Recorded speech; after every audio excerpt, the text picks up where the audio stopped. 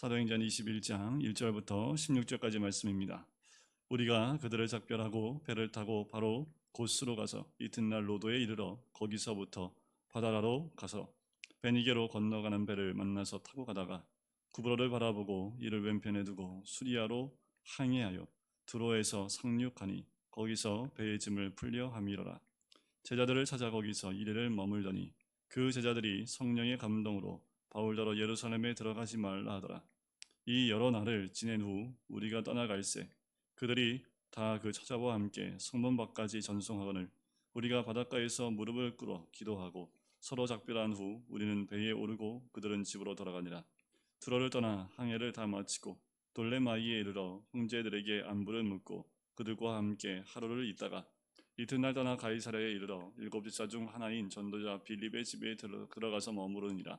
그에게 딸 넷이 있으니 처녀로 예언하는 자라. 여러 날 머물러 있더니 아가부라 하는 한 선지자가 유대로부터 내려와 우리에게 와서 바울의 띠를 가져다가 자기 수족을 잡아매고 말하기를 성령이 말씀하시되 예루살렘에서 유대인들이 이같이 띠 임자를 결박하여 이방인의 손에 넘겨주리라 하거늘 우리가 그 말을 듣고 그곳 사람들과 더불어 바울에게 예루살렘으로 올라가지 말라 고라니 바울이 대답하되 여러분이 어찌하여 울어 내 마음을 상하게 하느냐. 나는 주 예수의 이름을 위하여 결박당할 뿐 아니라 예루살렘에서 죽을 것도 각오하였노라 하니 그가 권함을 받지 아니하므로 우리가 주의 뜻대로 이루어지리이다 하고 그쳤노라. 이 여러 날 후에 여장을 꾸려 예루살렘으로 올라갈새 가이사랴의 몇 제자가 함께 가며 한 오랜 제자 구브로 사람 나손을 데리고 가니 이는 우리가 그의 집에 머물려 함이라. 아멘. 사도 바울이 예루살렘으로 올라가는 길을 굉장히 자세하게 이야기를 합니다.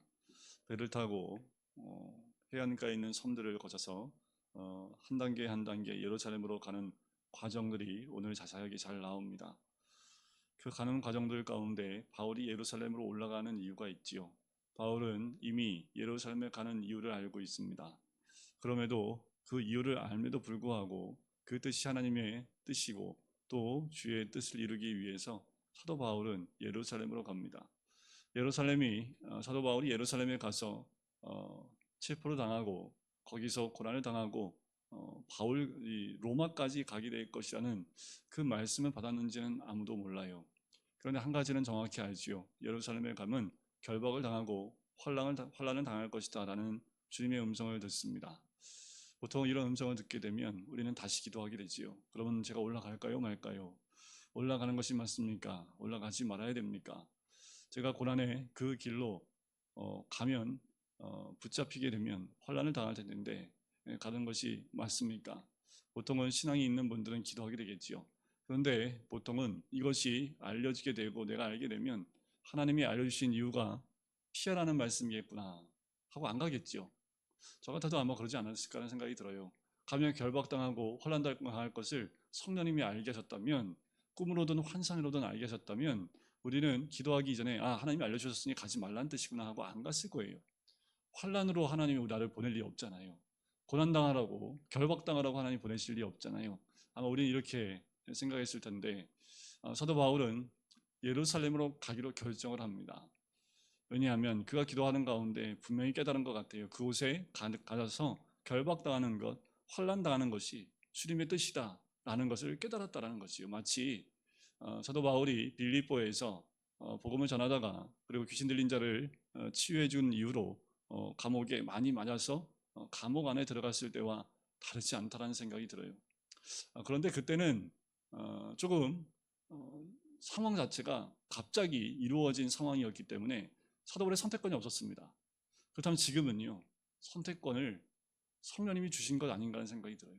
그냥 예루살렘 교회에 가서 이제까지 있었던 일을 보고하러 올라가는 거였는데 거기서 뜻하지 않게 체포가 되어지고 환난 가운데 간다면 그럴 수 있죠. 환난 가운데 갑작스럽게 온 환난이기 때문에 기도하고 극복해 나가야 되겠지요. 그런데 가기 전에 미리 알려주셨다는 거지요. 또 오늘 본문에도 보면 가는 여정을 한번 보세요. 그냥 빨리 갔으면 좋겠는데 이렇게 여정 한 군데를 다 이야기합니다.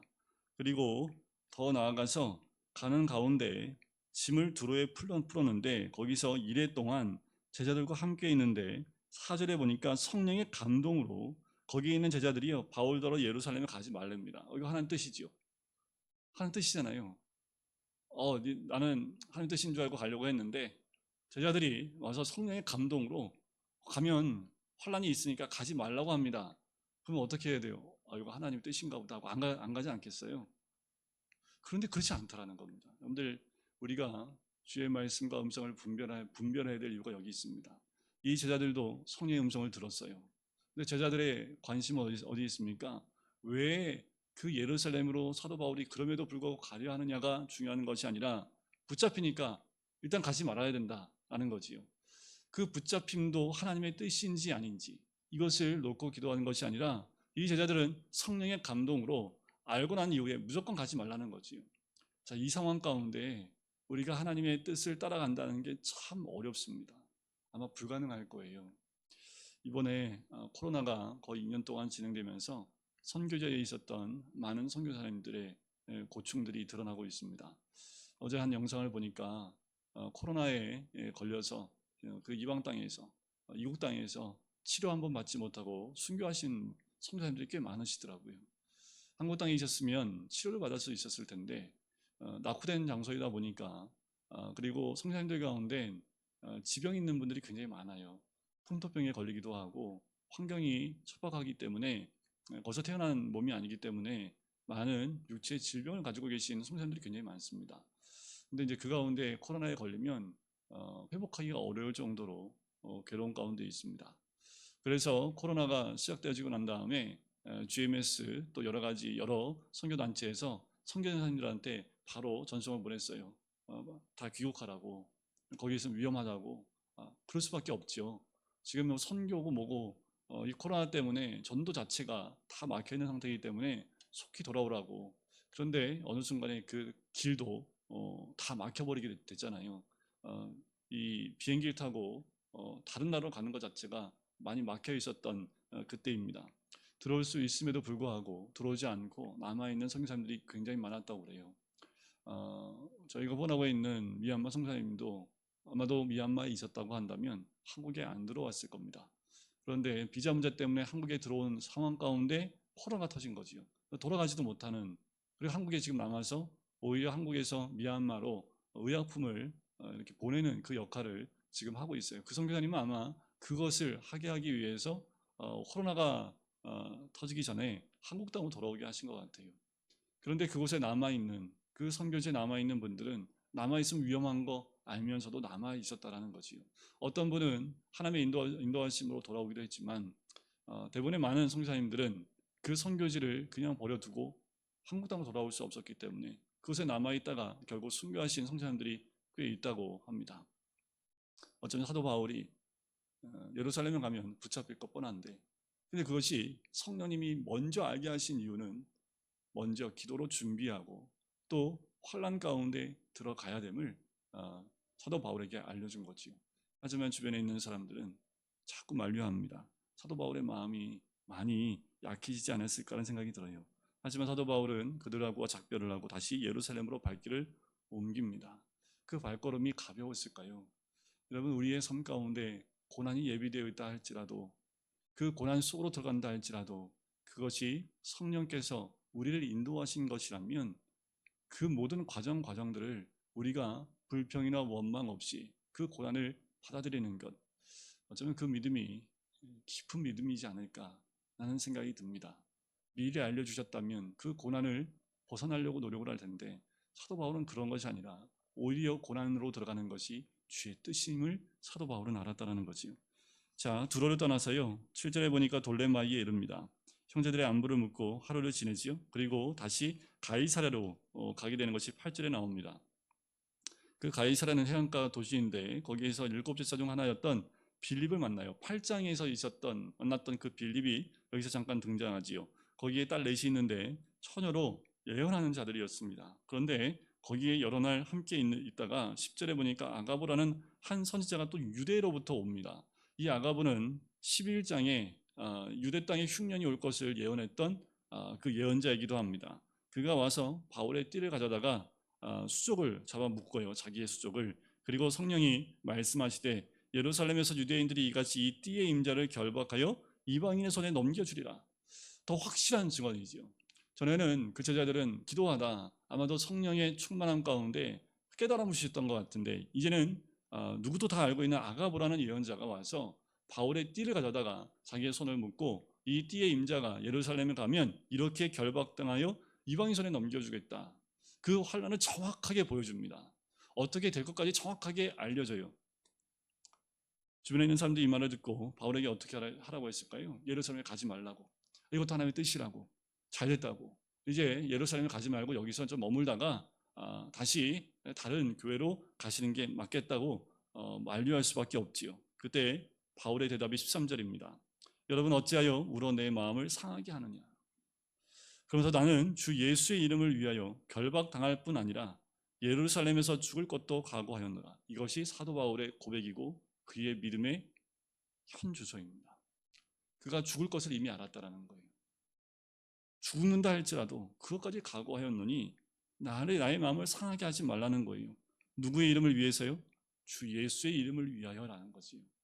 사도 바울은 예수님의 이름을 위해서 고난이 있는 그곳으로 갑니다. 죽음이 있는 그곳으로 가는 것까지 각오했다고 얘기해요. 여러분들 보통 이렇게 되면 어떻게 됐을까요?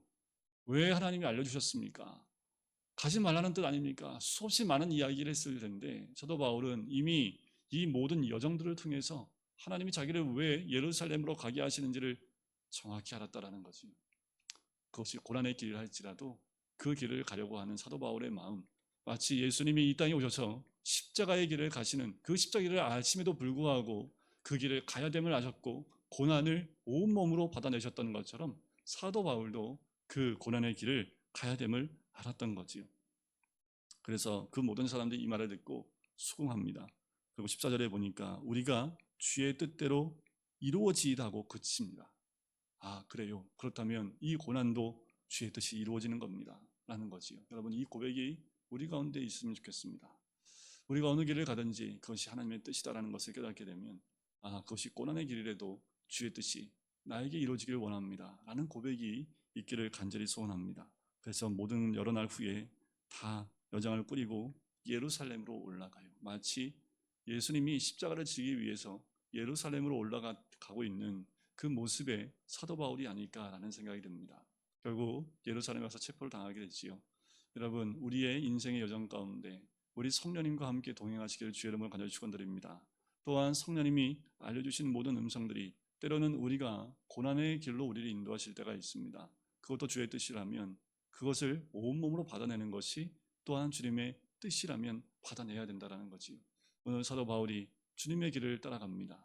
오늘도 우리도 그 길이 주의 뜻이라면 그 주님과 함께 동행하며 어느 환경과 어느 여건에 있다 할지라도 그 인도하심에 따라 순종하여 나가는 우리 모든 성도님들 되시기를 주님의 이름으로 간절히 축원드립니다. 기도하겠습니다. 사랑의 주님, 오늘도 주의 말씀을 통하여 사도 바울과 또한 그의 모든 여정들을 보고 깨닫게 해주심을 감사합니다.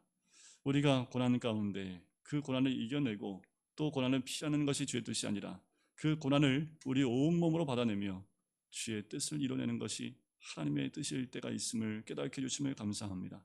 사도 바울이 걸어갔던 그 길처럼 우리도 그 길을 따라 걸어가며 또 예수님이 걸어가신 그 길을 따라가며 온몸으로 어쩌면 우리의 온 삶을 통하여 주님을 닮아가는 하나님의 사람, 그리고 예수 그리스도의 이름을 위하여 고난을 당하기를 우리가 결정하며 매일매일의 삶 가운데 주와 동행하는 하나님의 사람이 될 수 있도록 축복하여 주시옵소서.